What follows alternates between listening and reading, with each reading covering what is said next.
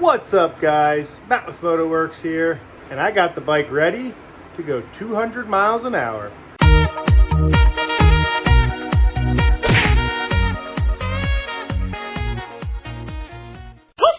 That's right, guys.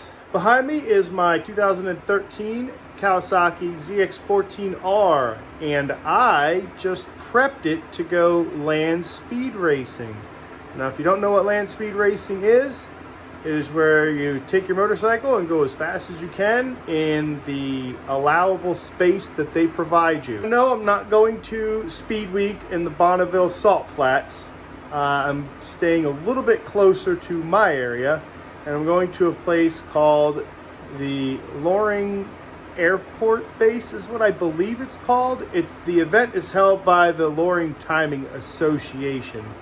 And this place is located up in Maine. It's almost in Canada. I mean, it's pretty far northeast.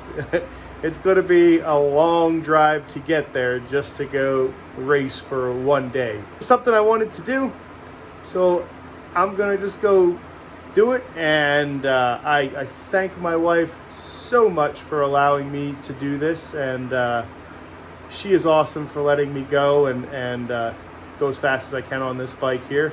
Don't know how fast I'm going to go, but I prepped it to go at least 200 miles an hour. And now I'm just going to do this video here to show you what I did and what I think I needed to get this bike to go 200 miles an hour. So here she is, looking beautiful, guys. I don't think they're going to allow me to leave these on the bike. I think those will have to go, and in place of those, I'll probably have to put some tape. But the obvious things I did so far is I removed the mirrors and I put mirror block-offs on there. You're not allowed to have mirrors if you want to go fast. Not exactly sure why. I'll have to ask. I wonder if it's... I don't know why that is. But yeah, I'll ask them about that. Same thing with the footrests. They say to remove the foot pegs, so I have done that. The rear passenger pegs I'm referring to. I still have the front foot pegs. But I did remove the rear foot pegs. Now, I'm not sure if I'm going to remove this yet. This is where I mount my 360-degree camera. I'd like to take you along for a ride, but I don't know how that's going to handle 200 miles an hour if I am able to achieve those speeds. Might just be as simple as a camera mounted somewhere here on the speedometer. But I did remove the foot pegs, did remove the mirrors. That's some of the obvious things I did. Some of the not so obvious things I did here is I put a metal chain guard on. That's an aluminum chain guard there in place of the plastic chain guard, just in the event that the chain comes flying off. It's just a little bit of protection to keep it from wrapping around my leg. So this was one I called them on, and they told me that it's not 100% necessary. A lot of the stock chain guards are sufficient enough to protect you in the event of a chain popping off. But it's a far way away to find out that you needed a metal chain guard if that is the case. Moving down from the chain guard there, typically they say you need either safety wire or a cotter pin to secure your axle and your rear axle nut.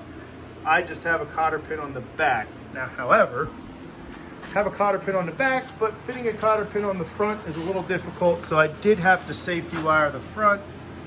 And I safety wired the nut side here. And I safety wired the axle side over here.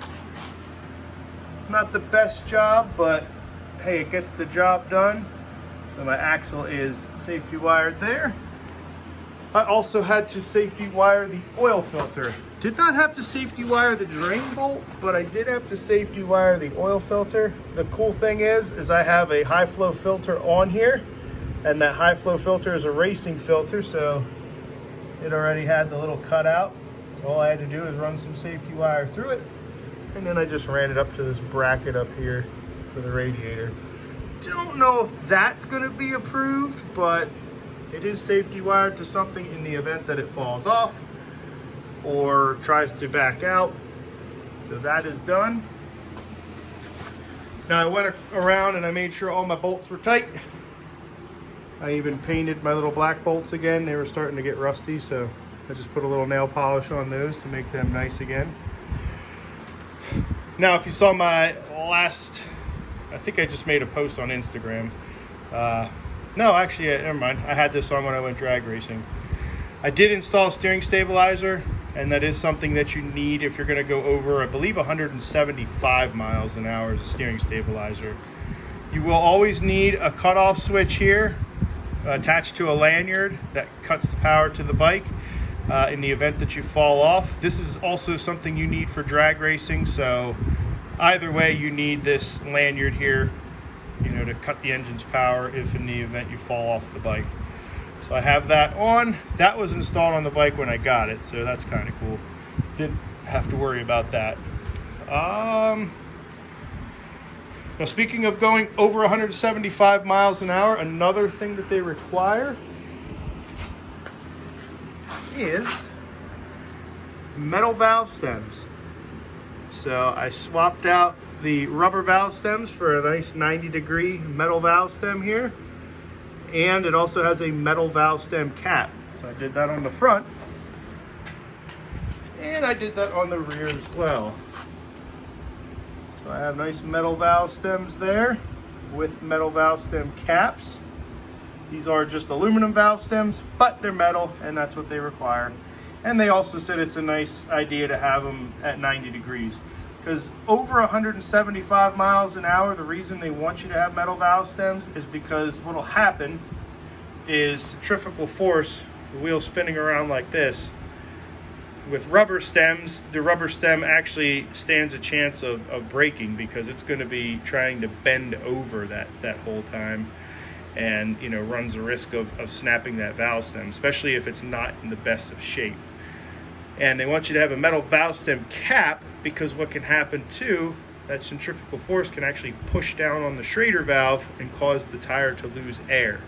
So I just killed two birds with one stone. 90 degree with the metal cap, that should be perfectly fine. And if you look, I went back to my original tire that was on the bike. Now the tires I believe that should be on your bike should be Z rated. So when you look at the tire, it's going to have a Z rating there. Alright, now what a Z rating means is the tire can go over 149 miles per hour. Basically, that Z rating just says that the bike can go 149 plus, meaning they're not telling you that it can go 200 miles an hour, but they're also not telling you it can't go 200 miles an hour. Now I know what you're thinking. Well, why didn't you just keep your drag radial on there? Well, my drag radial is Z rated. Says it right there. The only problem is, if you look, it says this tire is only rated for 168 miles per hour. Max speed, 168 miles an hour. So if I'm trying to go 200 miles an hour, they're going to look at this tire and they're going to say, no.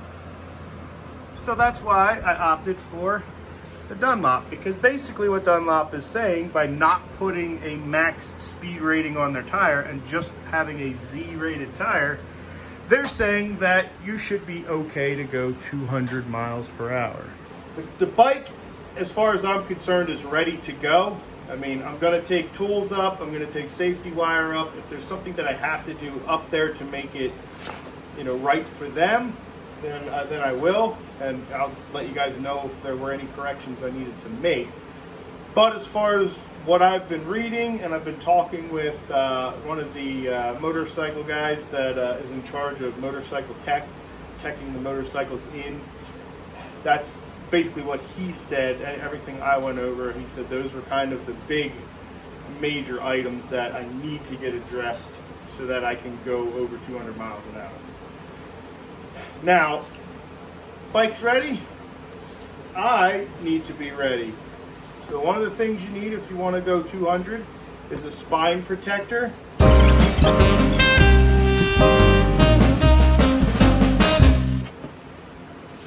Alright, something like that there, guys. It just has to protect my spine in the event of a crash.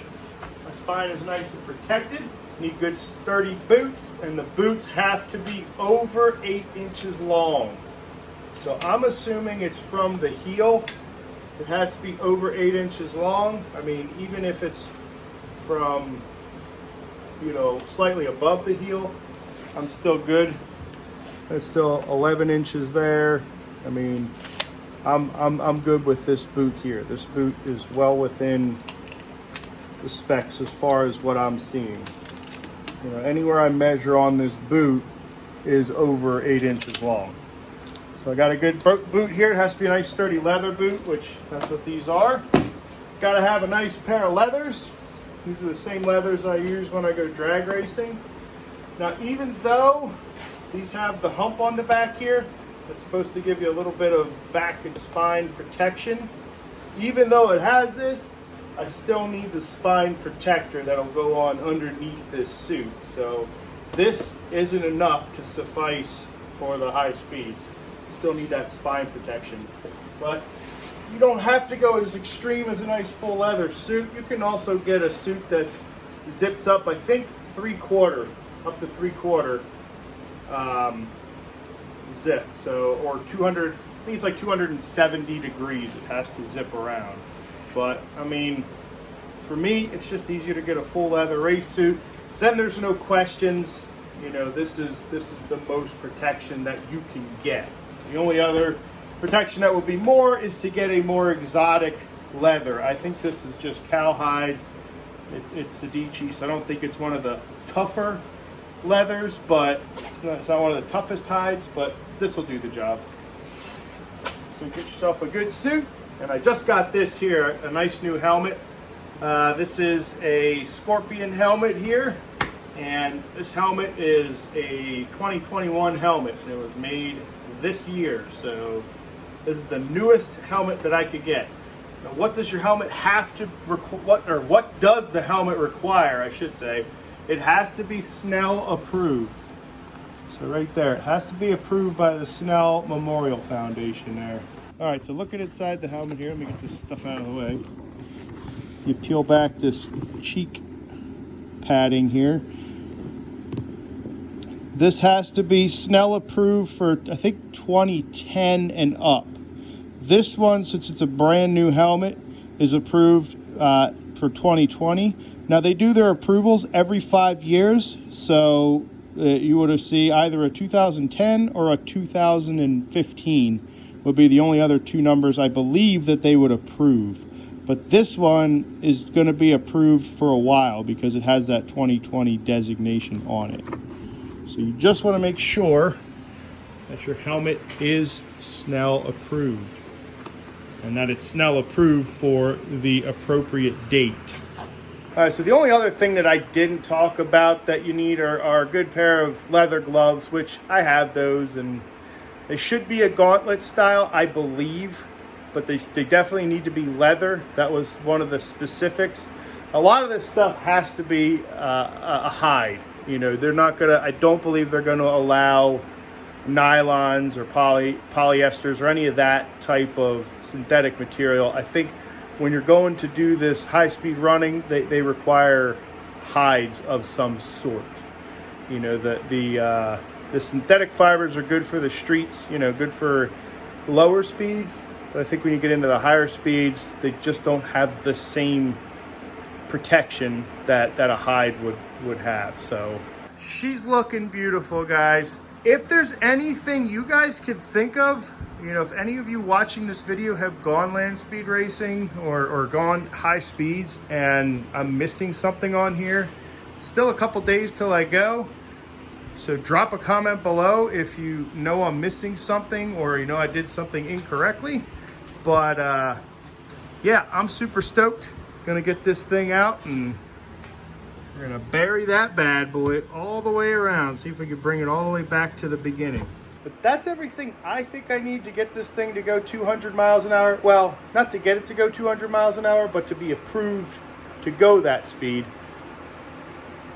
But we'll just have to wait and see, guys. The time is getting closer till we're up there and going as fast as we can. I'm excited. I hope you guys are too. Thanks for checking the video out. We'll see you in the next one.